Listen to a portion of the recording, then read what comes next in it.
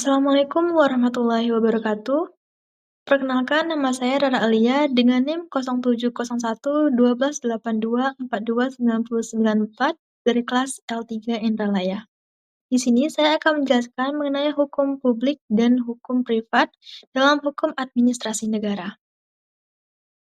Adapun pokok pembahasan pada materi kali ini, yang pertama, apa saja hukum publik dan hukum privat?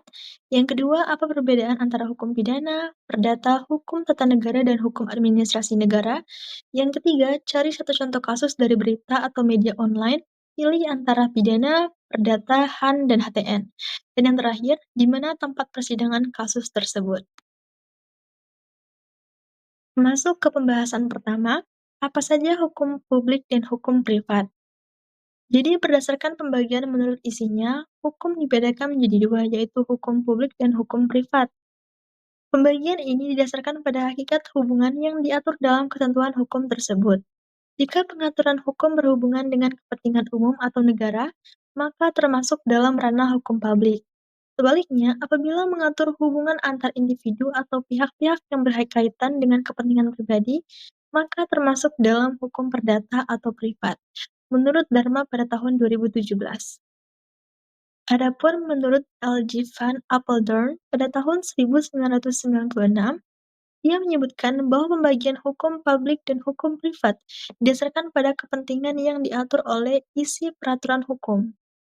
Hukum publik berfungsi untuk mengatur kepentingan umum atau publik, sedangkan hukum privat mengatur kepentingan khusus atau perdata. Sebagai contoh, hukum perkawinan. Pada dasarnya termasuk dalam hukum privat karena mengatur hubungan antar dua individu. Namun, di sisi lain, hukum ini juga memiliki aspek hukum publik, sebab perkawinan harus dicatatkan atau dikukuhkan di hadapan pejabat catatan sipil sebagai representasi negara. Sebaliknya, terdapat pula aturan hukum publik yang mengandung kepentingan privat, seperti Undang-Undang Kewarganegaraan yang mengatur naturalisasi, yaitu proses yang berkaitan dengan kepentingan pribadi seseorang yang dinaturalisasi, menurut Santosa pada tahun 2019.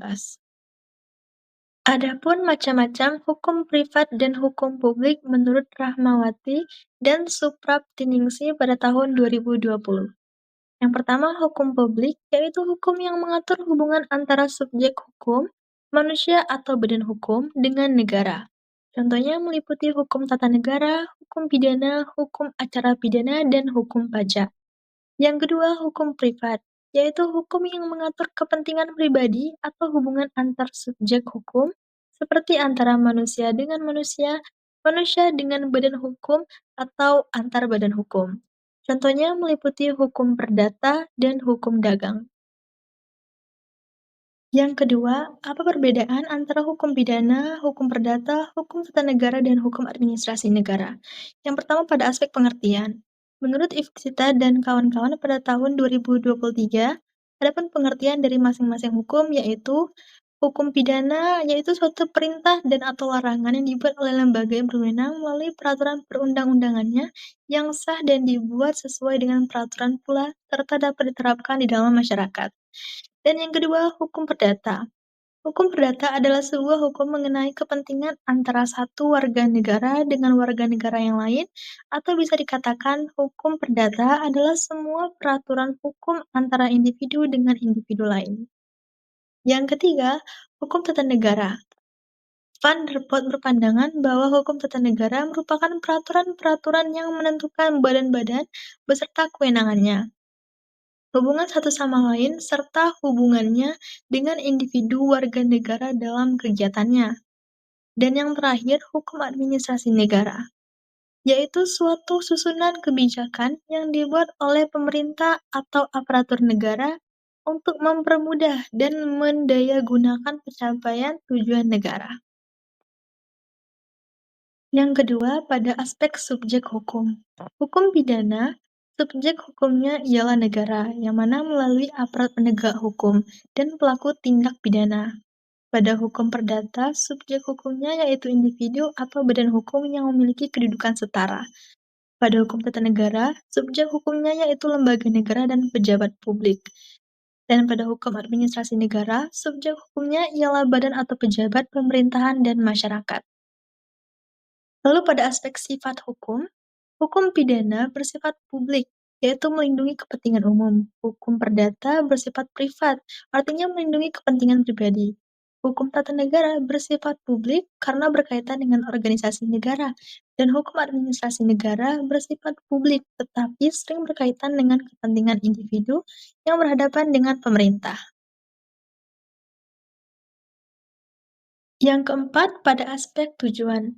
Hukum pidana bertujuan memberikan efek jera, melindungi masyarakat, dan menegakkan ketertiban umum. Dan yang kedua, hukum perdata, yaitu menyelesaikan sengketa hak dan kewajiban antar pihak secara adil. Dan ketiga, hukum tata negara, yaitu bertujuan untuk menjaga keseimbangan kekuasaan dan mengatur hubungan antar lembaga negara. Dan yang terakhir, hukum administrasi negara bertujuan menjamin agar pemerintahan berjalan tertib, efisien, dan tidak menyalahgunakan wewenang. Pada aspek lembaga yang menangani, hukum pidana ditangani oleh polisi, kejaksaan, pengadilan negeri, dan pengadilan pidana. Pada hukum perdata, pengadilan negeri perdata, dan pengadilan agama. Sementara pada hukum tata negara, ditangani oleh Mahkamah Konstitusi, MPR, DPR, dan Presiden. Dan pada hukum administrasi negara, ditangani oleh Pengadilan Tata Usaha Negara dan Ombudsman. Lalu pada aspek contoh kasus, hukum pidana, contoh kasusnya meliputi pencurian, pembunuhan, korupsi, dan penganiayaan. Sementara hukum perdata meliputi sengketa warisan, perjanjian jual beli, dan perceraian. Sementara hukum tata negara meliputi sengketa pemilu, pembentukan undang-undang, dan pelantikan presiden. Sementara hukum administrasi negara meliputi pembatalan keputusan tata usaha negara dan penyalahgunaan wewenang oleh pejabat. Yang ketiga yaitu pembahasan mengenai contoh kasus dari berita atau media online. Di sini saya mengambil tema hukum tata negara, yang mana contoh kasusnya yaitu sengketa hasil pemilihan kepala daerah di Sulawesi Tenggara. Pada tanggal 4 Februari 2025, sebanyak 5 gugatan sengketa pemilihan kepala daerah atau pilkada di Sulawesi Tenggara ditolak oleh Mahkamah Konstitusi. Menurut pemberitaan Kompas ID 2025, gugatan tersebut dianggap tidak memiliki dalil dan bukti yang cukup untuk meyakinkan hakim atau permohonan yang diajukan. 5 daerah di Sulawesi Tenggara yang gugatan sengketa pilkadanya telah diputuskan oleh Mahkamah Konstitusi adalah Kota Bau-Bau, Wakatobi, Konawe Selatan, Muna, dan Kolaka Utara. Semua gugatan pemohon dianggap tidak dapat diterima. Dalam salah satu sidang, Hakim Konstitusi yaitu Eni Nurbaningsih menjelaskan bahwa berbagai dugaan pelanggaran seperti keterlibatan kepala desa, camat, dan ASN telah ditindaklanjuti oleh Bawaslu dan Gakomdu selama proses pemilihan. Oleh karena itu, pemilihan permintaan pemilihan suara ulang tidak dapat dikabulkan karena tidak terbukti secara hukum. MK juga menyatakan bahwa selisih suara antara pemohon dan pihak pemenang di beberapa daerah jauh melebihi ambang batas yang diperbolehkan untuk pengajuan gugatan. Contohnya dalam Pilkada Kolaka Utara, gugatan diajukan oleh pasangan Sumarling dan Timber terhadap pasangan Nur Rahman Umar dan Jumarling, yang memperoleh suara terbanyak dengan selisih sekitar 2.000 suara. Namun, MK menolak seluruh permohonan pemohon dengan pertimbangan bahwa proses pilkada telah berjalan sesuai dengan aturan dan prinsip demokrasi. Ketua MK yaitu Soehartjo menyatakan bahwa dalam pokok perkara, Mahkamah menyatakan permohonan pemohon tidak dapat diterima karena tidak ditemukan pelanggaran yang memengaruhi hasil akhir pemilihan. Dari perspektif hukum tata negara, kasus ini memperlihatkan bahwa pelaksanaan pilkada tidak hanya berorientasi pada hasil elektoral, tetapi juga pada kepastian hukum dan akuntabilitas proses demokrasi. Mekanisme penyelesaian sengketa hasil pemilihan umum atau pilkada melalui lembaga konstitusional atau Mahkamah Konstitusi menunjukkan hubungan antara lembaga negara, fungsi demokrasi, dan struktur ketatanegaraan. Pada sidang kasus sengketa hasil pemilihan kepala daerah di Sulawesi Tenggara tersebut berlangsung di Gedung Mahkamah Konstitusi Republik Indonesia Pada hari Selasa tanggal 4 Februari 2025, pukul 8 sampai pukul 1 waktu Indonesia Barat, di ruang sidang Gedung Mahkamah Konstitusi Republik Indonesia, Jalan Medan Merdeka Barat Nomor 6, Jakarta Pusat. Pembahasan nomor 4, di mana tempat sidangnya antara keempat hukum tersebut dan cari foto tempatnya di Google. Yang pertama, tempat persidangan hukum pidana, yaitu bertempatan di Pengadilan Negeri Jakarta Pusat, tepatnya di Jalan Bungur Besar Raya nomor 24, 26, 28, Kemayoran, Jakarta Pusat. Contoh kasusnya seperti persidangan terdakwa Amar Zoni dan 5 terdakwa lainnya dalam perkara narkotika yang digelar di Pengadilan Negeri Jakarta Pusat. Dikutip dari Antara News 2025.